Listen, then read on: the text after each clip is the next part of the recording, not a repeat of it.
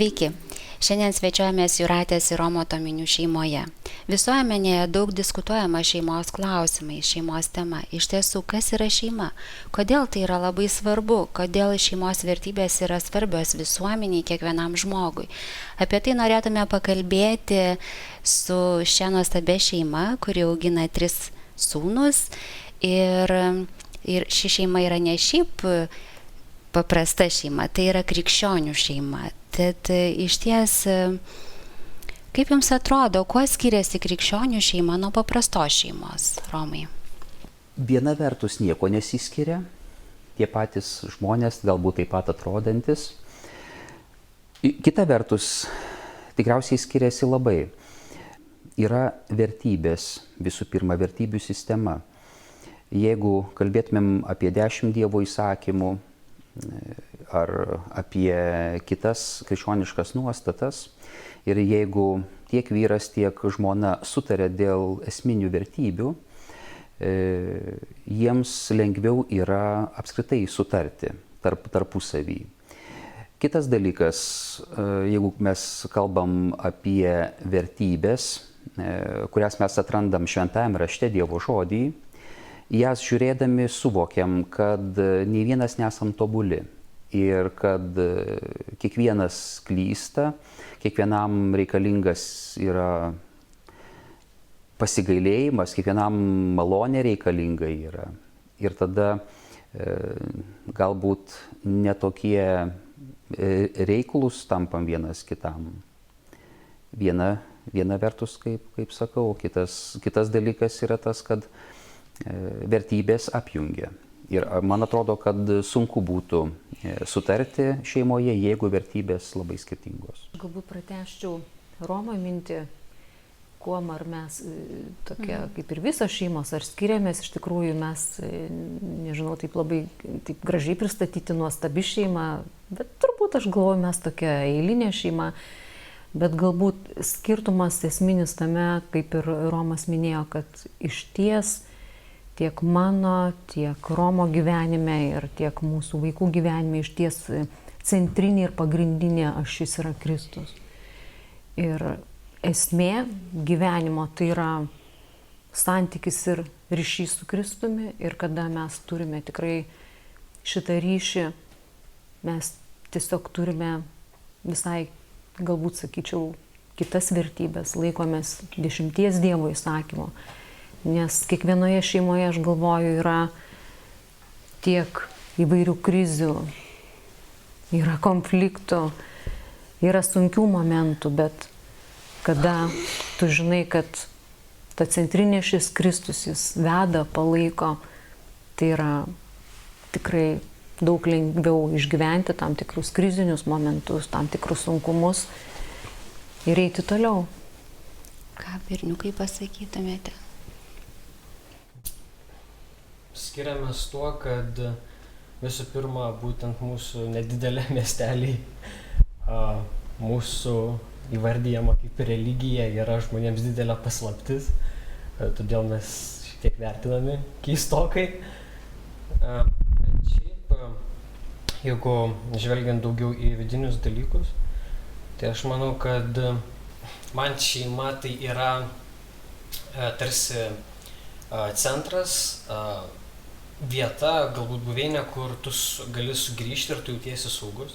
Aišku, šeimoje kaip ir kiekvienoje kitoje vietoje yra pykčių, nesutarimų, kartais esi įžeistas, bet aš manau, kitos vietos žemėje nėra, apart bažnyčios, kur galėtum sugrįžti ir tiesiog tave vertinti kaip žmogų. Mano nuomonė, tarkime, dar šeima kuo skiriamės, gal vien dėl to, kad mano manimu, vien imant mūsų šitą mažą miestelį, kuriame mes gyvenam, tai mes esam gal prie tų žmonių, kur tikėjimas yra imamas ne taip, kai nueini bažnyčią vien dėl to, kad pasirodytum, jog eini bažnyčią. Tai kad tikėjimas yra gyvenimo tikslas ir viską, ką tu darai aplinkui, tai tarkime, ar verslas, ar uždirbi pinigus, ar padėti kitiems žmonėms, tai yra tik tai pašaliniai darbai, kuriuos tu darai eidamas link Kristaus.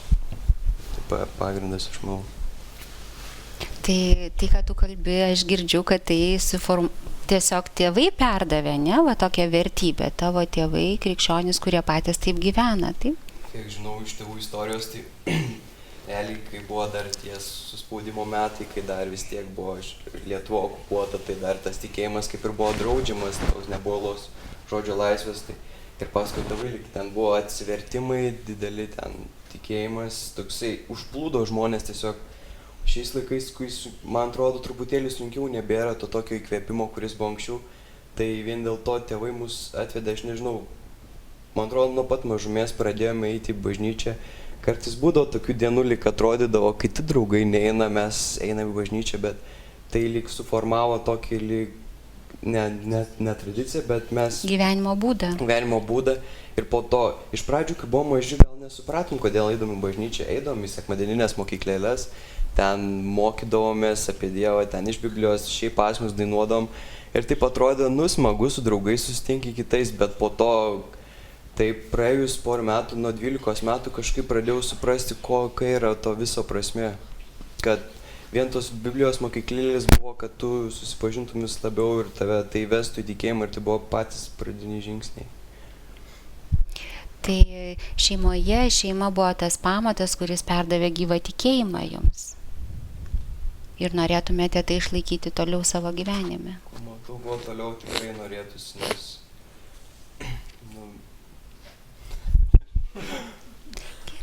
Labai džiaugiuosi, kad jaunimas kalba, išties labai brangu tai, ką kalba, kad nėra taip paprasta perduoti jaunam žmogui tikėjimą. Ir tarkim, jūsų sūnus yra tokio amžiaus 19-20 metų ir vis tiek žmonės renkasi specialybę, renkasi mąsto apie šeimos kūrimą ir įdomu, kaip jūsų šeima susikūrė. Tai jau buvo turbūt prieš nemažai metų, bet įdomu, kaip jūs suradot vienas kitą ir atpažinote, kad tai būtent tas žmogus, tavo žmogus.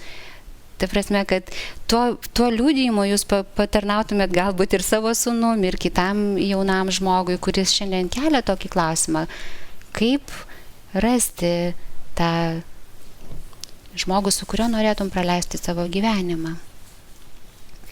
Kada galvojau apie santuoką, man buvo svarbu vėl žmogaus, artimo žmogaus arba žmonos vertybės, kokios jos bus.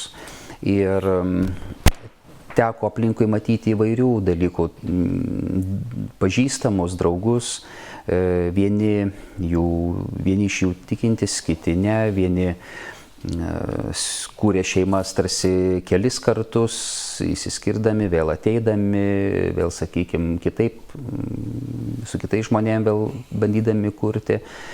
Ir mačiau ir tam tikrą kančią, ir praradimus įvairius. Tiesiog žvelgdamas į Šventojo rašto kontekstą arba tas mintis kylančias apie šeimą, kaip nusakoma šeima, kokios pagrindinės jos nuostatos, mačiau, kad geresnio patarimo arba tobulesnio nusakymo ko gero negalėtų būti. Ir einant toliau, tada taip ir galvojau, taip mąsčiau. Pats tuo metu buvau bendruomeniai, bažnyčiai, ta prasme, Šiauliuose, tarnavau bendruomeniai ir kitaip neįsivaizdavau.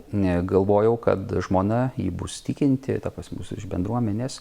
Ir prisipažinsiu, buvo tų atvejų, kai tai viena mergina, tai kita pasiūlydavo draugauti ir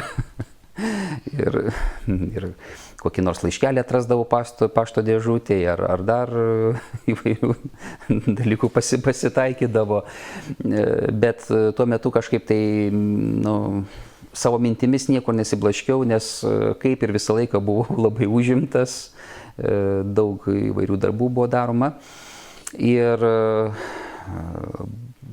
buvau toks kaip kuratorius namų susirinkimų, jų vyko kažkiek, neatsimenu dabar, kiek jų Šiauliuose.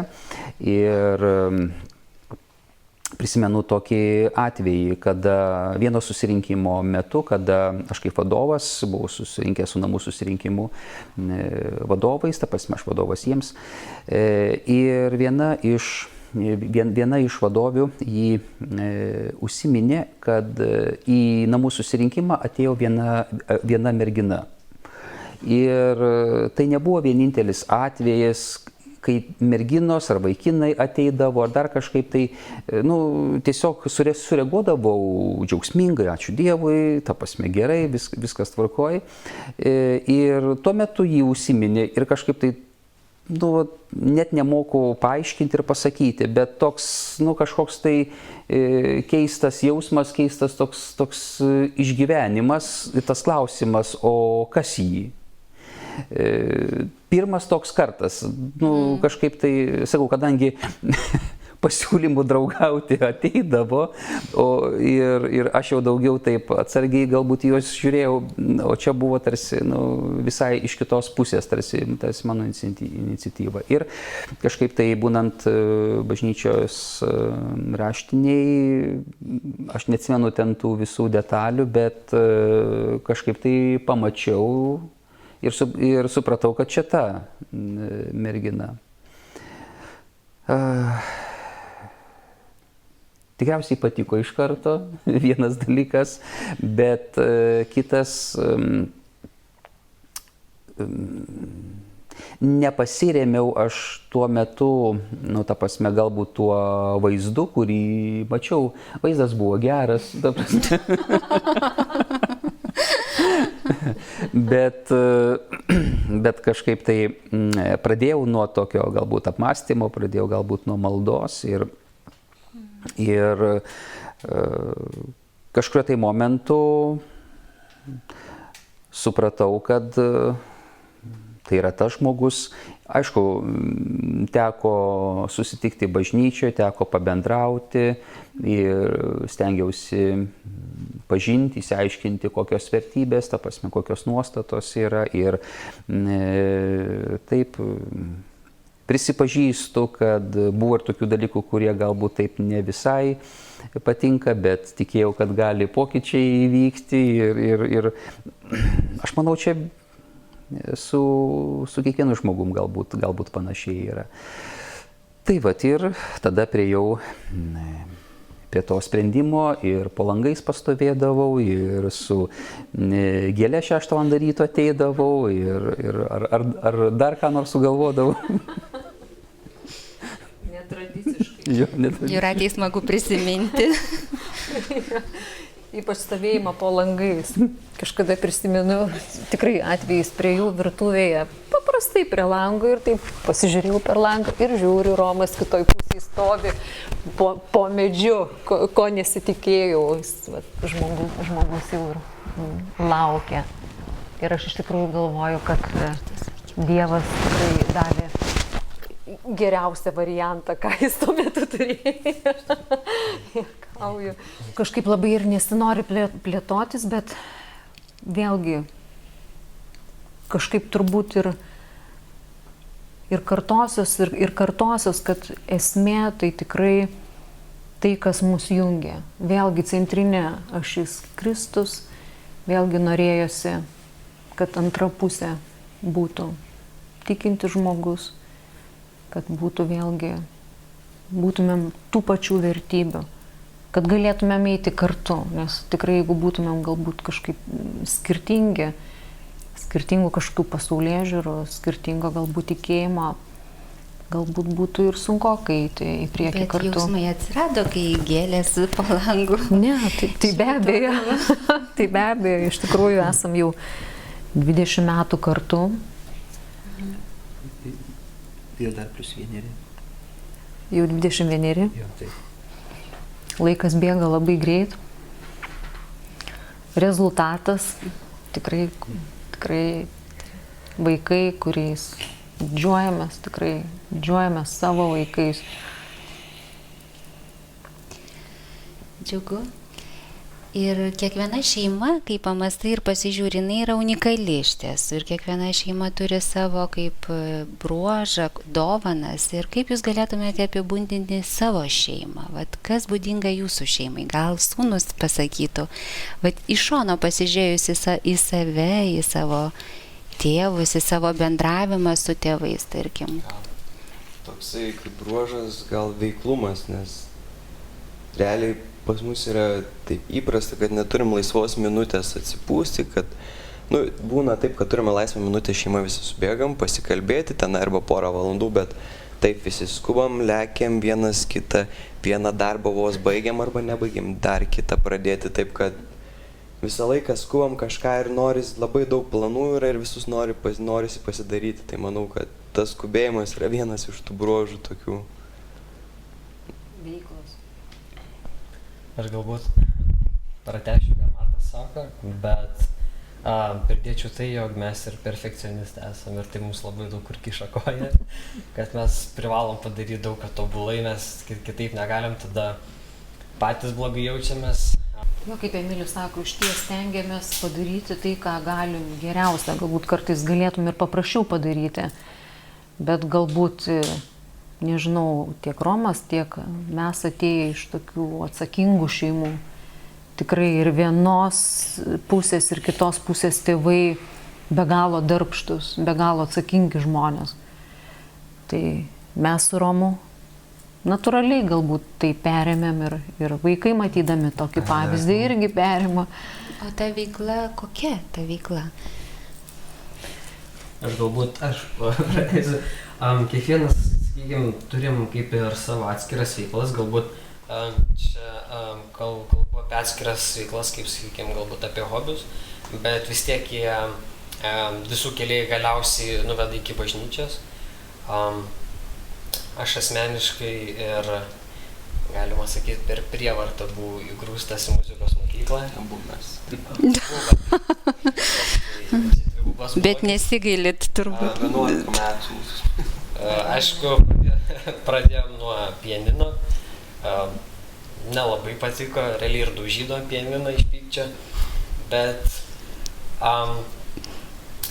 žiūrint į ateitį, dabar būtent šias dienas tai turi labai didelį pliusą, nes galim tarnauti bažnyčios šlovinime. Baigę muzikos mokyklą aš 2 kartus, jis 3 kartus. Tai tada aš groju bažnyčios šlovinime. Manau, be muzikos mokyklos aš to nebūčiau galėjęs padaryti, bet prie to paties, taip pat muzikos mokyklos baigimas padėjo ir mano hobiui, kurį galbūt pradėjo Martas mano gyvenime, tai elektroninės muzikos kūrimas. Kol kas nesam viešai žinomi, tiesiog intensyviai prie to dirbam. Norim paruošti, kaip tai galim kuo geresnį, galbūt ne tiek kad produktą, bet kaip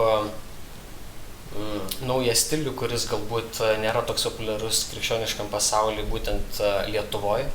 Kad jaunimo tokia muzika. Daugiau, jo, tai yra daugiau jaunimo muzika ir tikimės, kad galbūt pavyks padaryti ir savo jau galbūt kaip ir asmeninius pasirodymus, bet kaip ir sakiau, tai daugiau yra tam, kad pritraukti žmonių bažnyčią, kad tai pamatytų, kad bažnyčia tarsi nėra labai konservatyvus vienetas, kuriame viskas labai senoviškai, bet bažnyčia yra tiek naujovių, tiek nusistovėjusių dalykų. Tiesiog naujai papasakot apie Dievą žmonėms, taip, kad jie priimtų, taip. Tai šaunu labai. Apie veiklas ir žinot, kaip Paulius yra pasakęs, kad man gyvenimas tai Kristus ir natūraliai mūsų vėlgi visas gyvenimas sukasi apie Kristų ir natūraliai sukasi apie jo bažnyčią. Tai mūsų veiklos, ką ir Emilis minėjo, praktiškai susiję su bendruomenė, su tikinčiųjų bendruomenė, visi tarnaujame bažnyčiai. Romas pastorius yra, aš tarnauju šlovinimo grupėje ir vaikai taip pat yra šlovinimo grupėje. Vėlgi, ką jau ir prieš tai kalbėjo mūsų veikla, vėlgi su pagalba žmonėms, su reabilitacijos centru, su vaikų dienos centru. Tai va, taip ir sukamės tose veiklose. Romai, jūs likote, kaip jūs apibūdintumėte savo šeimą? Labai sunku tikslo apibūdinimą. Aš galbūt atsakyčiau tokių dvigubų pasakymų. Gali jis atrodyti diplomatiškas, bet jis, sakykime, yra taip, kaip aš išgyvenu, kaip aš jaučiu. Labai brangi šeima. Labai trumpai, taip. Labai brangi. Ta prasme, kokiu nors kitokių epitetų nežinau, galbūt ir net negalėčiau pasakyti. Tiesiog brangi. Norėčiau paklausti, kaip jūs sprendžiate krizes? Vis tiek kiekviena šeima jinai bręsta, einant laikui auga, keičiasi, įvairūs iššūkiai ateina. Jūsų šeimai būdinga veikla, tas bėgimas, kaip jūs patys minėjote. Ir manau, kad su to irgi susiję ir tam tikri santykių krizės ar dar kažkokie tai dalykai. Kaip jūs sprendžiate, kai, pavyzdžiui, iškyla kažkoksai skaudulys, skausmas šeimoje? Tikrai būkime nuoširdus, kiekviena šeima turi tokių momentų, etapų savo gyvenime, kai reikia tiesiog susėsti ir pakalbėti apie tai. Tai vat norėčiau išgirsti, kaip pas jūs sprendžiama. Kai iškyla kažkokia tai krizė, to pasiekmė, bet ką ir kalbam, būna kažkoks įsiskaudinimas, kartėlis, įsižeidimas. Bet vėlgi, tai yra, tai ką aš paminėjau, tai yra našta žmogaus sielai. Ir žmogus su tuo tu ilgai negali vaikščioti, tai tave slegia, tu su tuo eini miegoti, gultis, keliesi, vaikštai su tuo. Ir kada tai atsitinka su artimai žmonėm, be abejo, ta našta ji tikrai ir padidėja, ir sunki yra, ir vis tik, kaip ir Kristus sako, kad kažkaip turi nusižeminti, turi sustimti, turi atsiprašyti savo artimo. Kartais tai yra sunku labai padaryti, bet žinai, kad be to niekas neįvyks, niekaip iš tos situacijos neišlipsi. Vėlgi gali remtis ir aš asmeniškai remiuosi, kaip šventajame rašte parašyta, kad laikyk savo artimą aukščiau negu pats esi. Nori toliau eiti, gyventi, eik susitaikyk su savo artimu. Vėlgi visi pamokymai, kad turėtum tą laimingą gyvenimą, ramų gyvenimą yra šventajame rašte ir Kristus sako, jeigu tu rinksies tai, kas mano pasakyta, tu turėsi laimingą, gražų gyvenimą. Kiekvieno žmogaus gyvenime yra tų krizių ir jisai duoda kelią, kaip jas išspręsti. Ir jeigu žmogus to laikosi, jis išsprendžia ir susitvarko su tom krizėm. Jūs, Jūratė, esate ir psichologė kartu, tai ar padeda, tarkim, psichologinės žinios, šventasis raštas, bet kartu ir, tarkim, kaip specialistė žinios santykiuose, ar padeda? Žinot, aš pasakysiu, iš tikrųjų, teorija yra teorija, o vis tik tas praktinis, realus gyvenimas yra visai kas kita.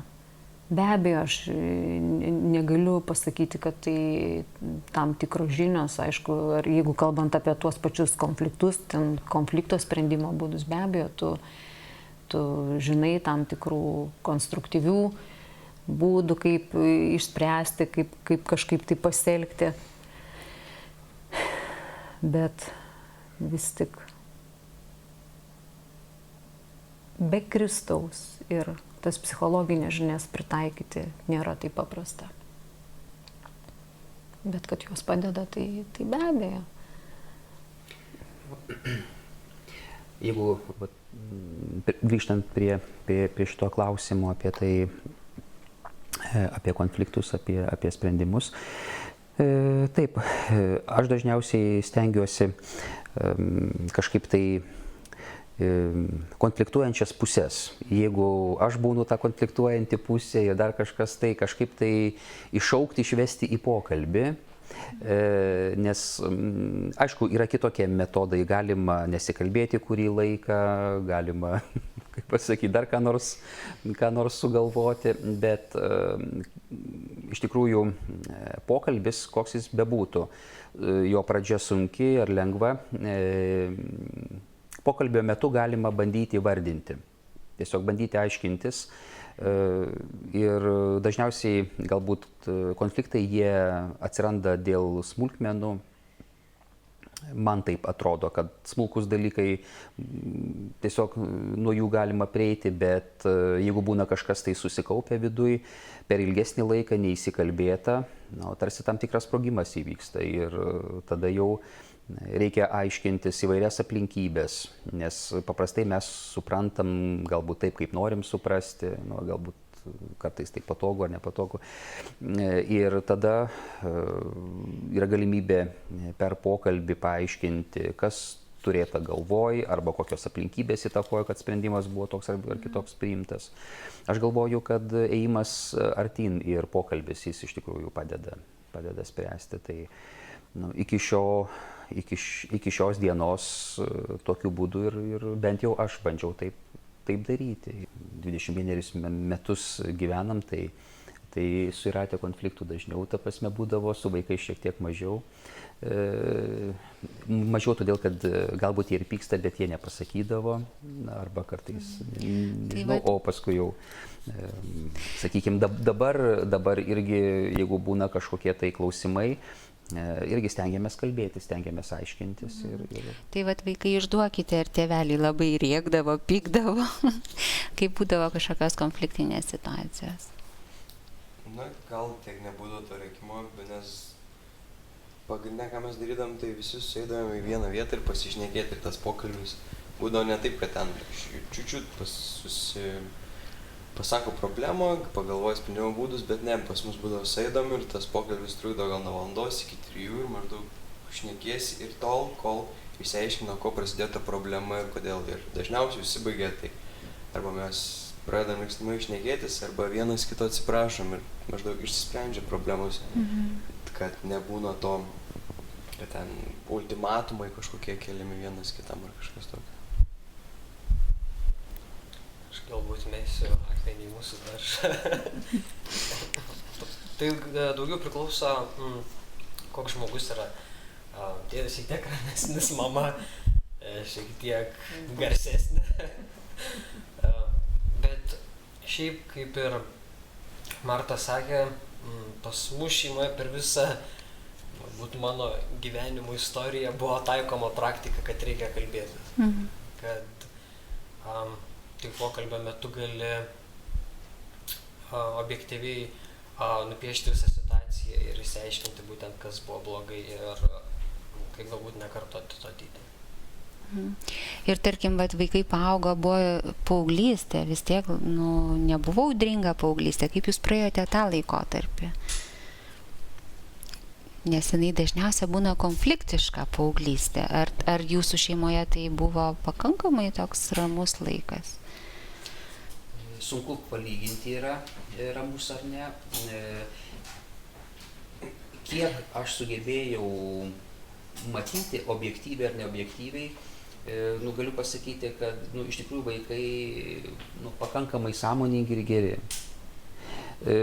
Aišku, būdavo ir tokių labiau įtemptų dalykų ir, kaip pasakyti, įvairūs galbūt pasiūlymai ar vertybės iš draugų pusės ir man taip atrodydavo, kad kartais jiems tekdavo rinktis ar draugai, ar šeima, ta prasme draugų vertybės ar šeimoje puoselėjamos vertybės, bet vis tik džiaugiuosi tuo tvirtumu, ta prasme, kurį jie turėjo, kad vienaip ar kitaip jie vis tiek prieidavo prie, sakykime, prie pamatinių vertybių. Ir galiausiai vis tik pasirinkdavo išmintingai. Kartais būdavo realiai, kad draugai siūlo vieną arba kažkokie tokie jaunesni. Buvo sprendimas atrodo, pats tau atrodo, kad jis yra teisingas. Bet iš tėvų prizmės tai būdavo gana gal kvaila, tai yra tekę ne kartą sudužti ir tą tokį kartėlį jaučiant nedaryti to, nes kai po to supranti, tai tavęs nebūtų nuvedę į gerą, tai tiesiog būtų toks spontaniškas kvailas elgesys.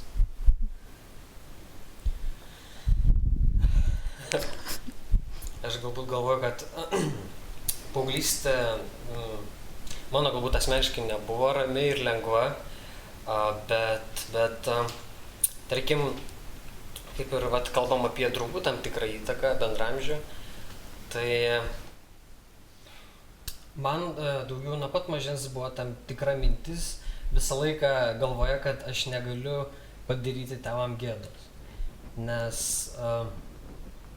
vis tiek gyvenam tokiam krašte, kur kaip ir galima įvardinti, mūsų religija keista, didžiosios visuomenės akyse. Per padidinimo stiklą jų žiūri visi. Tiesiog, jeigu ar sūnus, ar bendrai kalbant, sūnus ar dukra padaro kažką galbūt ne to, tėvam iškart primetamas kaltinimas, jūs propaguoja tokį gyvenimo būdą, bet jūsų vaikai taip elgiasi. Tai labai konkrečiai kalbant, neteko gyvenime nei rūkyti, nei gerti iki šios dienos, galiu pasakyti ramę sąžinę. Bet tai privedė iki tam tikrų, galbūt galima pasakyti, iki minimalios nedidelės depresijos, jog atėjus tam tikrą klasę, čia galbūt 5-6 klasė, būtent prasideda pati paauglystė, visi pradeda vartoti ką nors. Kaip ir pavyko nuo to apsiginti, tada perėjau kitą mokyklą ir čia galbūt iškilo stipriausiai visas tas pagundimas, kadangi, kaip ir minėjau, prasideda visas vartojimas, visi būrėsi į tam tikrus draugų ratus ir asmeniškai aš ištisai atsisakinėdavau šitų visų susibūrimų, todėl dažnai tekdavo būti vienam. Ir tai šiek tiek kaip ir skaudi patirtis, tačiau iš kitos pusės žiūrint, tai pradėjo formuoti šiek tiek kitą mąstymo būdą, galbūt kas nebuvo populiaru pas mus, jog tu turi pats susigalvoti veiklą ir tu turi įtraukti kitus žmonės, kurie yra tokie pat.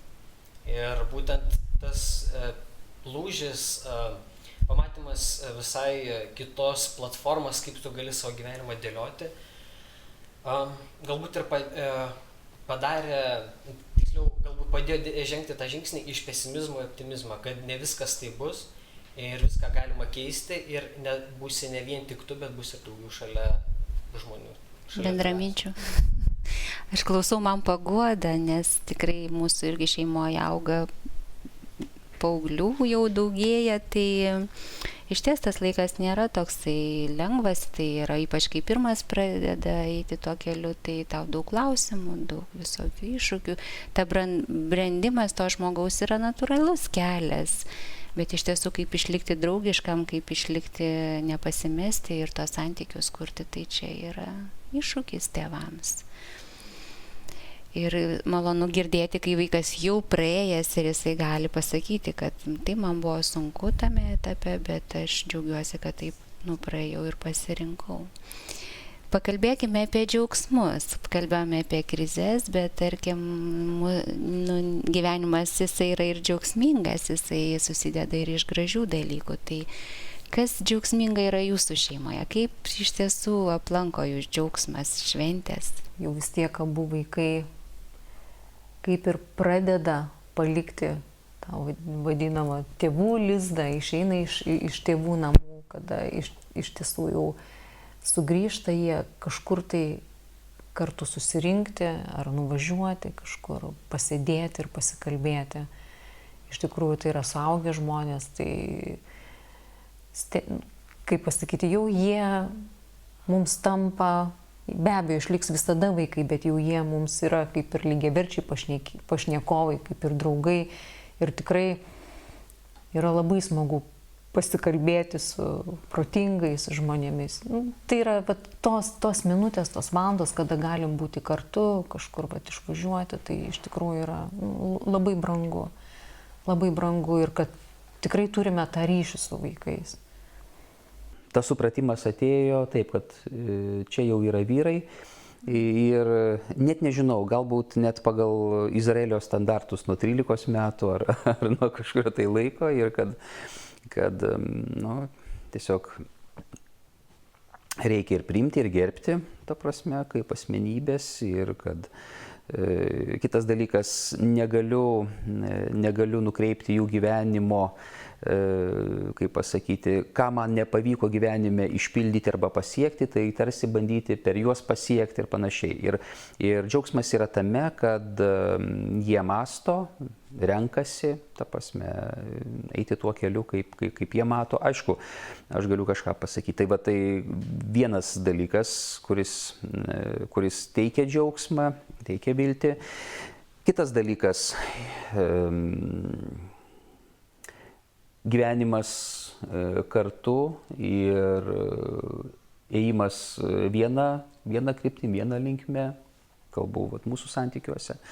Toliau kitas dalykas, kalbant apie veiklas, apie darbą, apie bendraminčius, apie komandą, tiek bendruomeniai, tiek socialinėme darbe ir tarnystėje.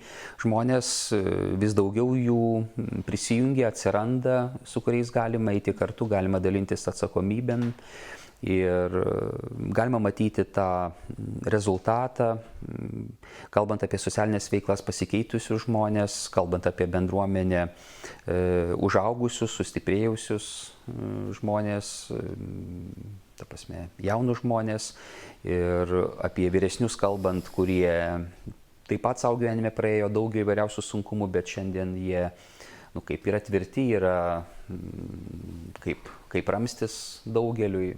Dar toliau kalbant, laisvos akimirkos ir minutės, kurios būna tikrai retai. Tai jos yra. Apie kokias nors atostogas kartais tenka pasvajoti ir tai suteikia džiaugsmą, pradžiugina. Tiesiog galima būtų tą sąrašą tęsti, tiesiog daug įvairių dalykų.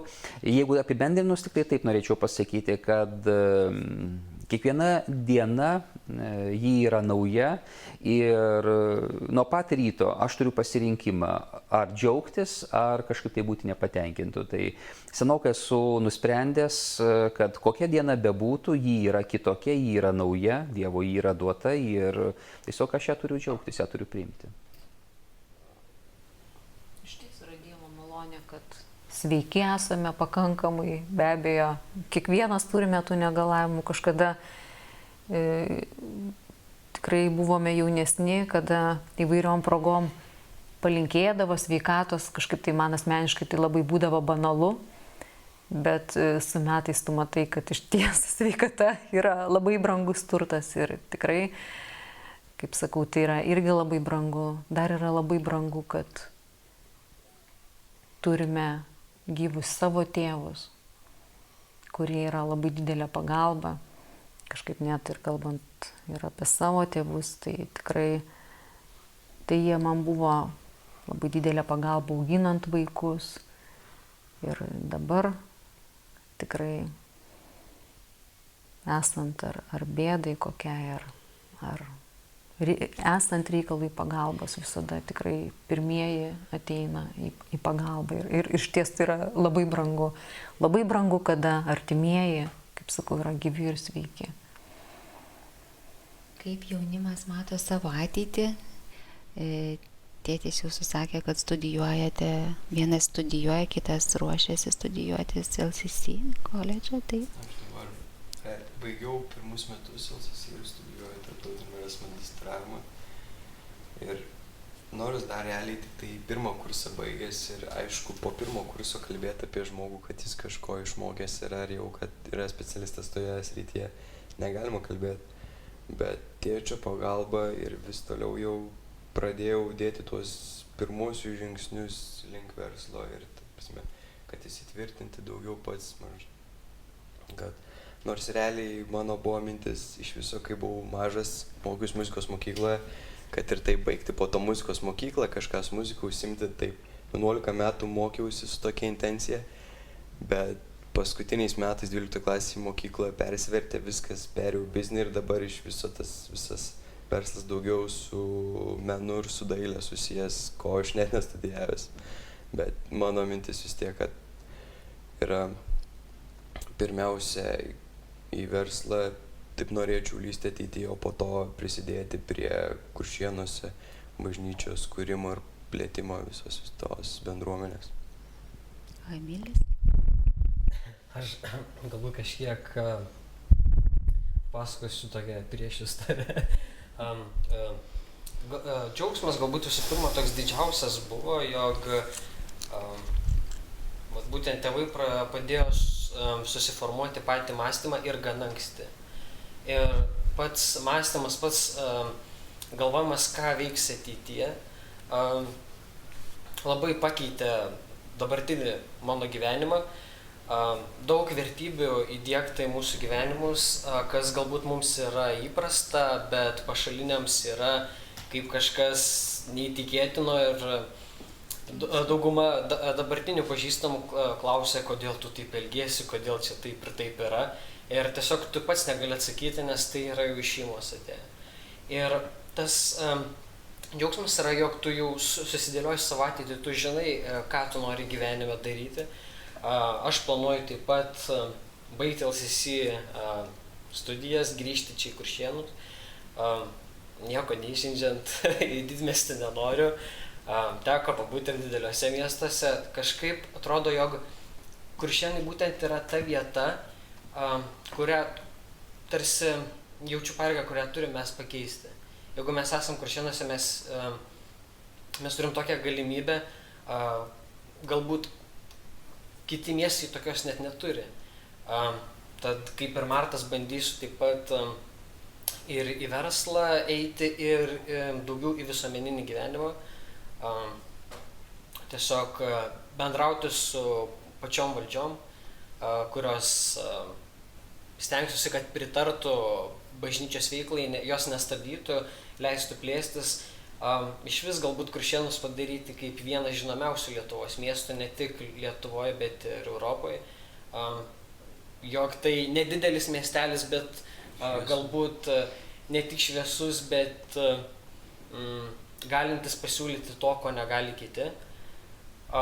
Ir galbūt antras džiaugsmas, kuris asmeniškai mano gyvenime prasidėjo galbūt prieš kelis metus, jog reikia kviesti žmonės į bažnyčią. Tai atrodo tarsi savaime suprantamas dalykas, tačiau būtent galbūt prieš metus kažkaip atėjo tas supratimas, jog nesvarbu tau gėda, negėda, tau sunku, nesunku, bet tu turi tai padaryti.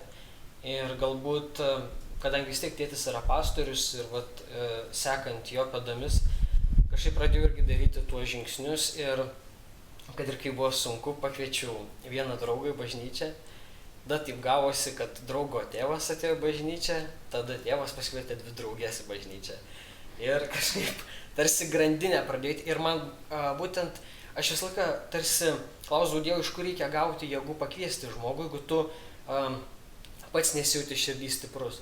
Bet per laiką atėjo supratimas, kad privalai daryti. Ir su kiekvienu žingsniu tau bus duota jėgų į tam tikram etapui nueiti.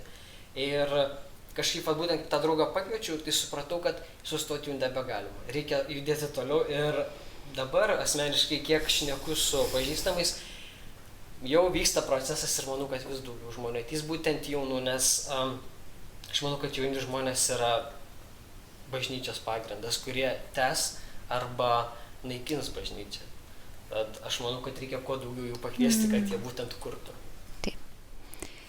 Kad turėtume ką pasiūlyti iš tiesų jaunam žmogui, jų kalba kalbėtume, tai labai svarbu ir jūs esate tie įrankiai iš tiesų jaunimas. Man jūsų šeima yra kaip vienas kumštis, kaip komanda. Ir pabaigai galbūt aš norėčiau, kad kaip įrodymą tą, kad Romai jūs papasakotumėte, kaip jūs nusipirkote bažnyčios pastatą. Kurį? Antrąjį. Antrąjį. Trumpa priešistorija tokia. Ne patys pirmieji susirinkimai, turiu galvoj pamaldos, prasidėjo kino teatre Kuršėnuose. Pati pradžia jį buvo kultūros namuose, ta prasme, kurie yra čia. Tiesiog nuomavom tokią nedidelę auditoriją. Ten užgimė, ten buvo pradžia ir po to tiesiog aplinkybės taip keitėsi, kad Kuršėnų centre kino teatras Venta buvo ir ten mes jį pradėjom nuomuoti bažnyčios susirinkimams. Tai buvo, kurie dabar metai, bandau prisiminti, galbūt 93 ar 4, ta prasme pakankamai seniai. Ir prisimenu, kaip ne kartą susirinkę tikintieji bendruomenėje ar šiaip pokalbiuose, susitikimuose, kažkaip tai vis prieidavom prie tokios maldos: Viešpatie, jeigu tu nori, kad tikinčių bendruomenė rinktųsi šitame pastate, mes to labai norėtumėm. Tiesiog, bet mums tada buvo kažkas tai toks iš fantastikos srities, nes nei lėšų tokiam pastatui nupirkti, nei jis parduodamas, nes tuo metu valstybinis ir taip toliau, tiesiog tai buvo. Ir kažkurį tai laiką toks maldos prašymas į Dievą buvo nukreiptas ir po to, po kurio laiko mes jį taip ir palikom. Tiesiog iš kino teatro teko įsikelti ir susirinkimus, bendruomenės pamaldas pravesti kitose vietose. Tiesiog sudėtinga buvo su patalpom Kuršėnuose. Ir praėjo pakankamai nemažas laiko tarpas, kai vėl atsirado galimybė. Ir jį taip atsirado labai staiga, jeigu visų smulkmenų nepasakojant, ir tiesiog sužinojau, kad kaina labai nedidelė ir tiesiog labai greitai kažkokį tai reikėjo priimti sprendimą. Ar tai tiesiog padaryti šitą žingsnį, ar jo nedaryti. Ir man tas žingsnis jis buvo labai sudėtingas, tiesiog tokių vidinių įtampų, nes viena vertus įsigyji tokį pastatą ir arba gali apturėti, sakykime, didelį nuostolį ir gėdą, nes vis tiek tai yra vienas iš centrinių pastatų, kuris apie kažką tai kalba. Jau vien pats statinys, tokiam nedideliam miestelį, jis turi tam tikrą savo kalbėjimą, ta prasme, net ir statinys turi. Ir arba kita pusė, jis gali būti kaip ir tam tikras palaiminimas ir tam tikros galimybės bendruomeniai augti, plėstis. Ir susiklostė aplinkybės taip, kad statinys yra ir jį galima įsigyti, tik tai tokia smulkmena, kad lėšų reikia tam dalykui. Ir tada kaip tik teko susitikti su vienu tikinčiu žmogum, kuris dirbo banke, o tas susitikimas buvo toks, kad aš kaip tik savo mintyse besimelsdamas ir bemastydamas apie tai, ką dabar daryti, visai kitais reikalais buvau Šiauliuose ir jį sutikau. Jis užklausė, ko toks nusiminęs, kas dabar yra. Ir pasakiau apie tai, tada jis pasiūlė užeiti į banką, pasikalbėti, pasižiūrėti ir galiausiai taip buvo, kad sužinojau, kad įmanoma gauti tą kreditą, įsigyti tą pastatą, tik tai reikėjo sutvarkyti visus dokumentus ir užstatyti namą, kuriame šiandien gyvenam. Tai juokaujant galima pasakyti, kad kino teatrą įsigijom, bet namas yra banko. Tai vat ir tiesiog reikėjo spręsti ar vienaip ar kitaip. O vėliau be abejo, aš iš dalies pasielgiau kaip Gideonas, kuris nebūdamas tvirtas ir nesijausdamas tvirtai, ar tikrai teisingus sprendimus daro. Jeigu prisimenat, jis ten tiesė Vilną, vienu metu žemė sausa, Vilna šlapia, kitu atveju atvirkščiai.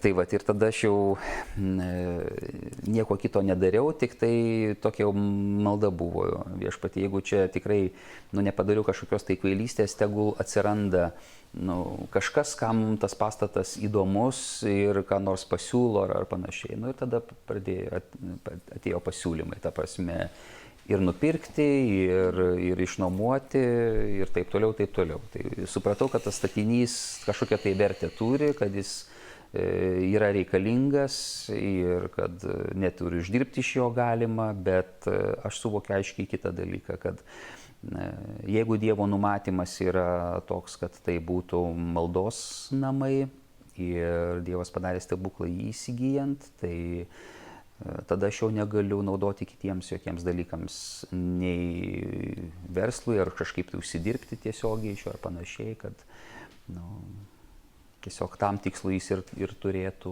būti. Ir paskui, kaip tam tikras vėl įrodymas, pradėjo ateiti pagalba, ruošiamės renovacijai šito pastato, pritaikymo bažnyčios veikloms, vaikų dienos centrui, kitoms veikloms ir lygiai taip pat ir su naujų projektų, taip pat tiesiog tai buvo iš artimo žmogaus, kuriam kažkada tai teko padėti, jis sugalvojo vėl tokią kaip dovaną padaryti, tiesiog padovanoti projektą.